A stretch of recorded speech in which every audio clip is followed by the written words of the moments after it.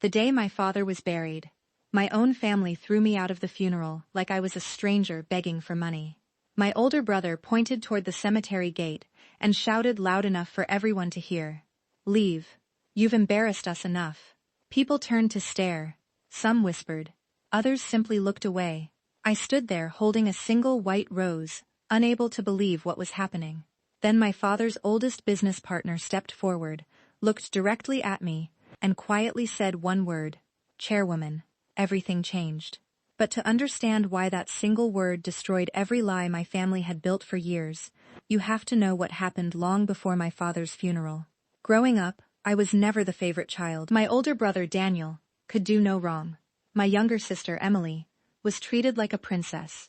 I was simply the quiet daughter who solved everyone's problems without asking for anything in return. If Dad needed someone to drive him to the doctor, I went. If Mom needed groceries, I bought them.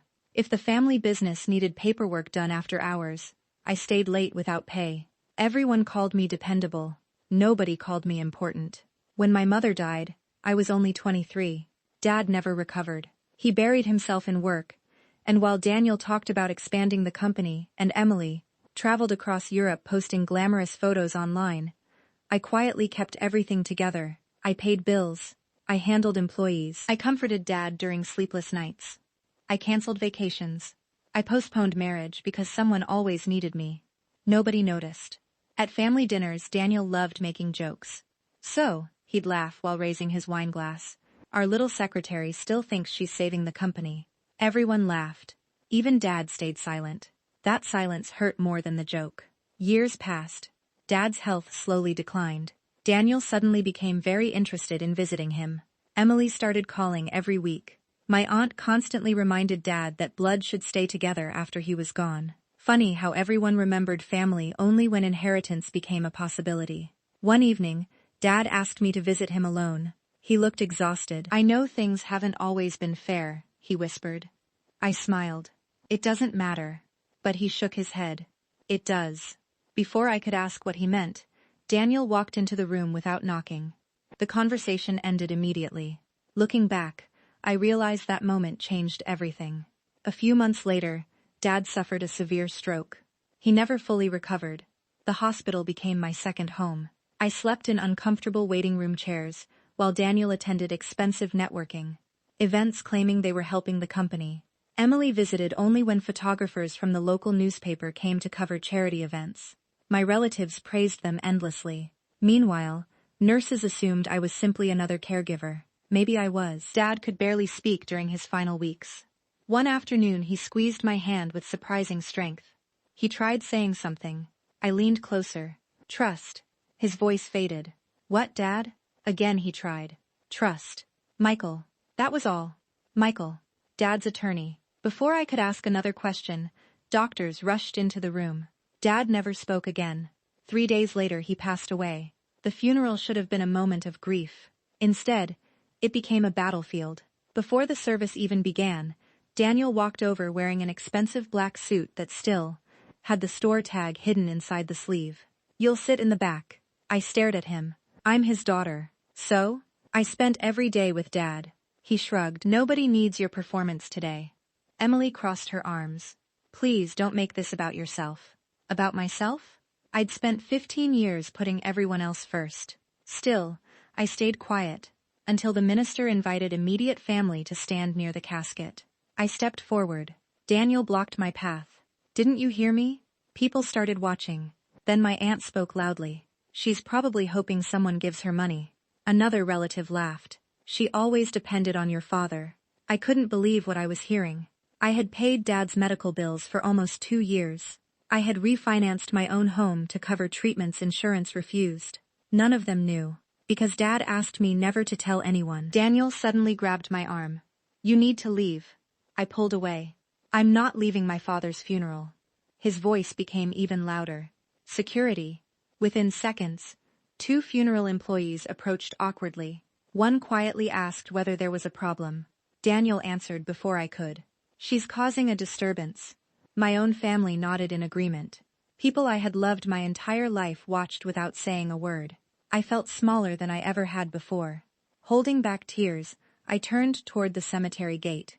That's when a black car slowly stopped nearby. An older man stepped out.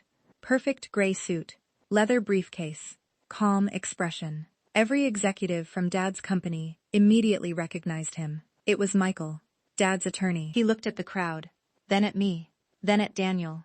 His expression hardened. He walked directly toward us. What exactly is happening here? Daniel forced a smile. Just handling a family misunderstanding.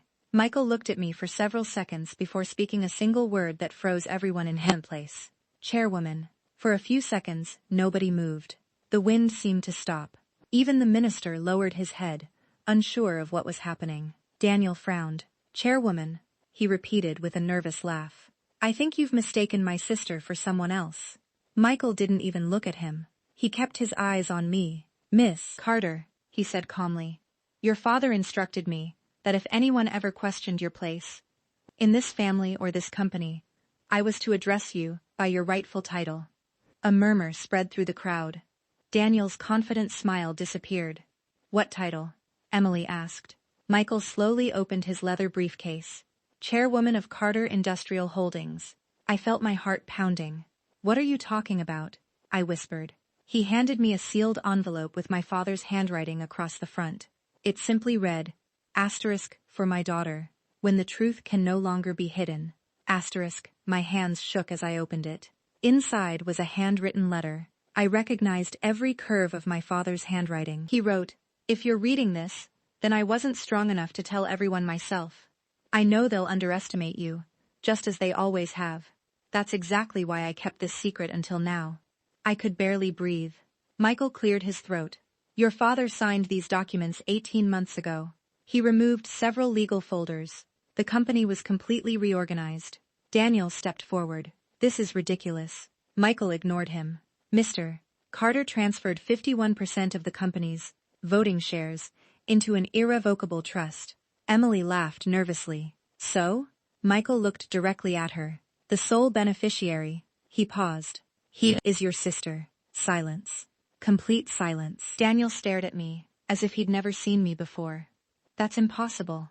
Michael calmly handed copies of the documents to several board members who had attended the funeral.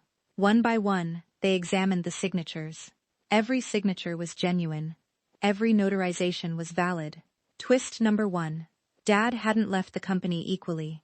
He had left control to me. Daniel's face turned bright red. He manipulated Dad. Michael's voice remained steady. Your father met with me privately 11 different times over the last 2 years. He pulled out another folder. I have video recordings of every signing. Twist number 2. Dad had recorded every legal meeting. Daniel's lawyer, who happened to be attending the funeral, quietly examined the paperwork. After only a minute, he stepped back. They're authentic. Daniel looked horrified. No. Michael wasn't finished. There's something else. He removed another envelope. This contains your father's final instructions regarding the family. Emily crossed her arms. More drama?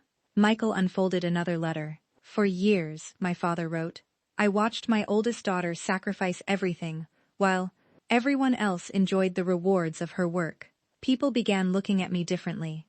She paid my hospital expenses. Daniel blinked. What? She refinanced her own home without telling anyone.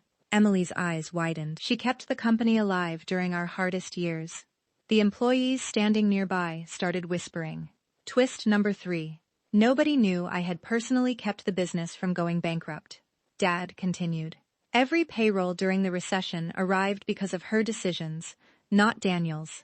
Daniel looked sick. That's a lie. Michael calmly smiled. No. He pulled out financial statements. Every emergency loan was approved under Miss Carter's personal guarantee. The company's chief financial officer nodded. He's telling the truth. The board members looked stunned. One elderly director whispered. We all thought Daniel negotiated those loans. Michael answered. He accepted the praise. Twist number 4. Daniel had spent years taking credit for my work. The humiliation on his face was impossible to hide. Emily suddenly stepped forward. Fine. She owns the company. That doesn't mean Dad didn't want us to inherit anything. Michael slowly closed one folder, then opened another. I'm glad you mentioned that. He produced a copy of Dad's will. This is the version your family knows. Daniel smiled. Exactly. Michael nodded. And this, he lifted another document, Yeah. is the final legally executed version. Twist number 5. There had been a second will all along. Daniel grabbed the papers. This has to be fake. The probate court already has the original, Michael replied. You'll receive certified copies on Monday. Emily's hands began trembling. What does it say? Michael answered without emotion. It says any beneficiary who attempts to remove Ms. Carter from company leadership or challenges this will through bad faith, litigation, automatically forfeits their inheritance. The crowd gasped. Twist number 6. By trying to push me aside before the funeral was even over, Daniel and Emily had unknowingly triggered the penalty clause. Daniel looked as if the ground had disappeared beneath him. You can't prove bad faith. Michael calmly reached into his briefcase one last time. He removed a small flash drive. Actually, he looked toward the cemetery entrance. And, you provided all the proof yourself. What proof? The funeral home's security cameras. Everyone slowly turned toward the building. Michael continued. Your confrontation with your sister. Your attempt to remove her. Your statements about keeping her away from the family. And your discussion before today's service regarding dividing the company before the funeral even began. Daniel's face turned white. You recorded us? The funeral home records every public entrance. Twist number 7. Every conversation had been captured on video. Daniel's own attorney quietly whispered, "Don't say another word." But Daniel exploded. This was supposed to be mine. The entire cemetery heard him. Employees, neighbors, friends, former clients, everyone. Michael slowly looked around. I believe everyone has now heard Mr. Carter's true concern. Not grief. Not family. Not losing our father. Only money. People who had admired Daniel for years suddenly looked disgusted. Emily started crying. I didn't know, Michael interrupted gently. There's one final instruction. I looked at him, confused. There can't possibly be more. He gave me a sad smile. There is. He handed me a small silver key. This belonged to your father. I stared at it. What does it open? Michael answered quietly. A private safe deposit box. And according to your father's instructions, only you are allowed to open it. I had no idea what was inside.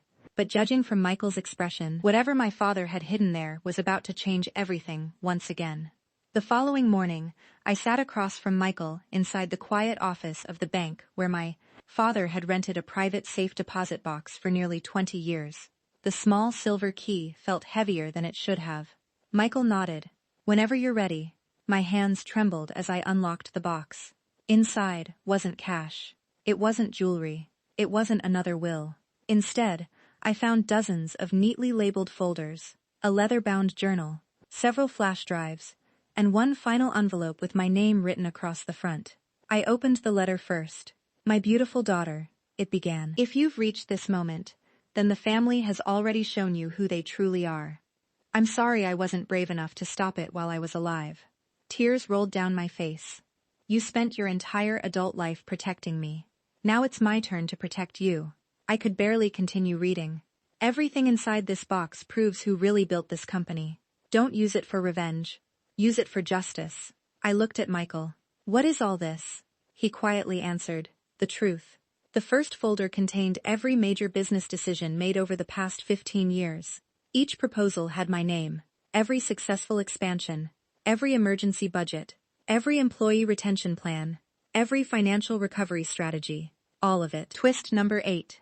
The company everyone believed my brother had built had actually been rebuilt by me. The second folder was even more shocking. It contained emails. Thousands of them. Emails my father had secretly archived.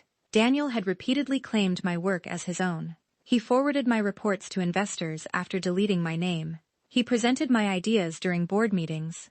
He accepted awards for projects I had completed. For years, Michael quietly said, your father discovered it much later than he should have. The journal explained everything. Dad had realized Daniel's deception almost 3 years earlier. Instead of confronting him immediately, he began documenting everything. He wanted undeniable proof before making any changes. Then I reached the final page.